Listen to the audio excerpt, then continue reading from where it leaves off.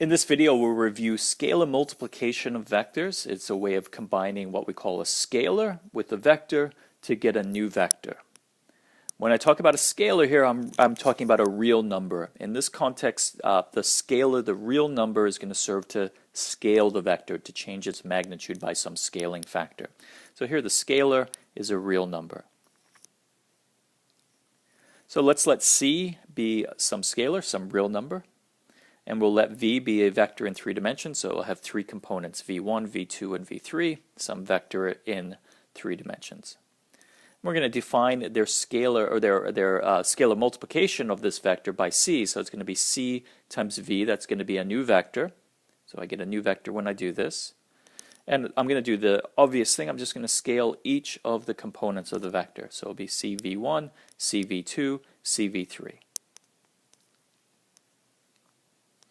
Let's think about this geometrically. It has the very obvious effect of changing the length of the vector. So if that's my vector V, and I look at twice the vector, so I take C to be 2 and I double all those components, I'm going to have the vector that points in the same direction and should have twice the length. So these vectors, I don't know how parallel they look, but they should be parallel, pointing in the same direction, and this should be twice as long as the original vector.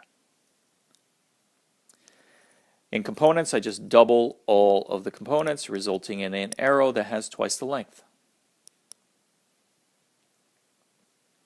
If I look at the scalar to be the number -1, which I'll write as minus V, so here I'm scaling by -1, I should just flip all the components, which will just change the direction of the vector. So it should have the same length, but pointing in the opposite direction now.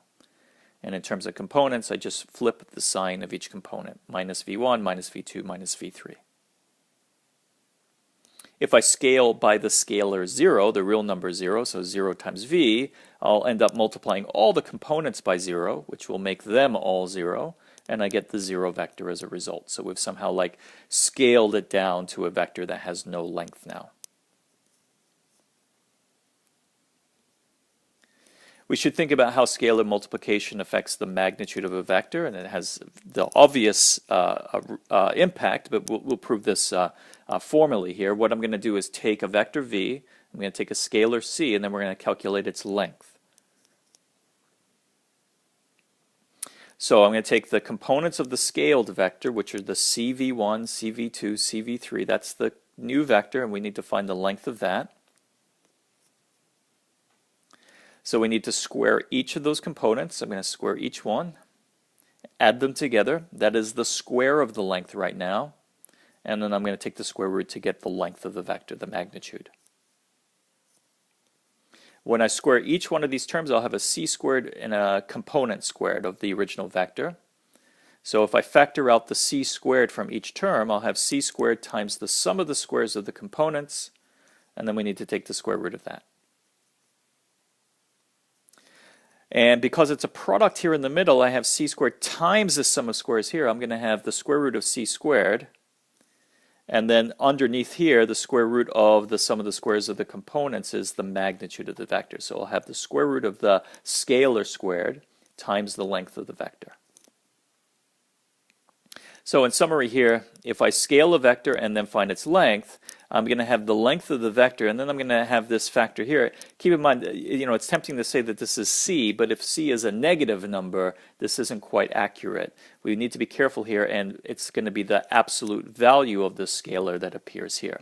So we're going to scale the length by the absolute value of c. That's important. If c was negative, you wouldn't have a negative in front. You would have the magnitude of that. An important application of this concept is what's called normalizing a vector. As you'll hear me talk about this frequently, when I ask you to normalize a vector V, I'm asking you to find a vector that points in the same direction but has a length of 1. So I want a unit vector that points in the same direction as my original vector. So let's let V be some non-zero vector, and here's its components, V1, V2, and V3. And I'm going to scale it by 1 over the length of V. And because it's non-zero, it's going to have a non-zero magnitude. So I'm going to scale by 1 over the length of V, and that's going to give me a new vector. And I get that new vector by taking each of the components and dividing it by the length of the original vector. So 1 over the length of v times v, and divide each component by the magnitude of the vector. Let's call that vector u.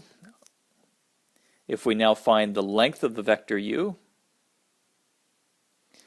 I'm using my formula above. It will be 1 over the length of v times the length of v. So I'm applying this with c being 1 over v, length, and then here's the length of v. Well, these will cancel out, and I'll have 1. So in fact, u is a unit vector. Common procedure here, if you're given a vector and you want to normalize it, you divide it by the length of the vector v, and you get a unit vector as a result.